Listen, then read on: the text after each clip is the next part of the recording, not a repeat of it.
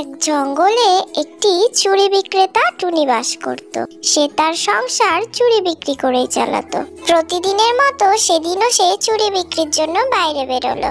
চুড়ি নিয়ে যাও চুড়ি, রং বেরঙের চুড়ি নিয়ে যাও তাড়াতাড়ি। আজকে তো কেউ আমার কাছ থেকে চুড়ি কিনতে আসছে না। আজকে যে কার মুখ দেখে সকালে ঘুম থেকে উঠেছিলাম। চুড়ি নিয়ে যাও চুড়ি, রং বেরঙের চুড়ি নিয়ে যাও তাড়াতাড়ি। এভাবেই টুনি তার চুড়িগুলোকে বিক্রি করার জন্য বলতে থাকে, কিন্তু সেদিন কেউই তার কাছে চুড়ি কেনার জন্য আসে না। আমি কিছুটা সময় এই আম গাছের তলায় একটু বিশ্রাম নিয়ে নিই, তারপরেই না হয় আমি আবার চুড়ি বিক্রি করব। গাছে কত সুন্দর মিষ্টি মিষ্টি পাকা আম ঝুলে রয়েছে। যদি একটা আম গাছ থেকে নিচে পড়তো তাহলে আমি আমার খিদেটা মেটাতে পারতাম। তখনই সেই আম গাছটি থেকে একটি আম টুনির সামনে এসে পড়ে। এই আমটা সৃষ্টি বোধহয় আমার জন্যই হয়েছে, সেই জন্যই আমটা আমার কাছে এসে পড়লো। যাই হোক, আমটাকে আমি খেয়ে নিই। বাহ, কত সুন্দর মিষ্টি আম! যদি আর একটা আম আমার কাছে পড়তো কতই না ভালো হতো। তখনই হঠাৎ সেখানে একটি দৈত্যের আবির্ভাব হয়। আমি তো এটাই চাইছিলাম, কেউ এসে আমার গাছের আম খাক আর আমি তাকে আম বানিয়ে নিজে মুক্তি পেয়ে যাব। এখন তোর সামনে একটি রাস্তা খোলা আছে। আমি তোকে 5টা ধাঁধা জিজ্ঞাসা করব। তুই যদি 5টারই সঠিক উত্তর দিতে পারিস তাহলে তুই বেঁচে যাবি, না হলে তুই আমে পরিণত হবি। আর আমি যদি তোমার 5টা ধাঁধার সঠিক উত্তর দিই তাহলে তখন কি হবে বলো?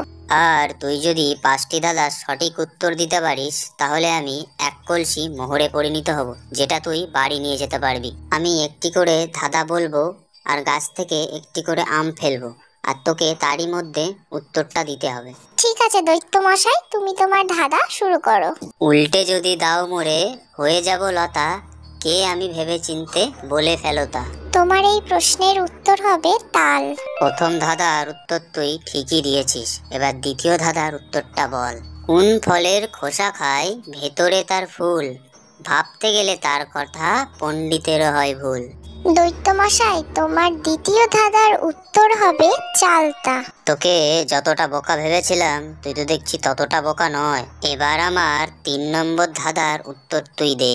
কোন গাছেতে হয় না ফুল, আছে শুধু গন্ধ, গাছতলাতে গেলে সবাই পাবে সুগন্ধ। দৈত্য মশাই, তোমার 3 নম্বর ধাঁধার উত্তর হবে চন্দন। না না, এটা কখনোই হতে পারে না। একটা চুড়ি বিক্রেতার টুনি এত বুদ্ধিমান কোনোদিনও হতে পারে না। বল দেখি তুই এবার আমার 4 নম্বর ধাঁধার উত্তর। একটুখানি পুষ্করণী জল টলমল করে, রাজার ছেলের সাধ্য নেই জাল ফেলতে পারে। দৈত্য মশাই, তোমার 4 নম্বর ধাঁধার উত্তর হবে চোখ। না, তুই আমার সব ধাঁধার উত্তর কি করে দিচ্ছিস?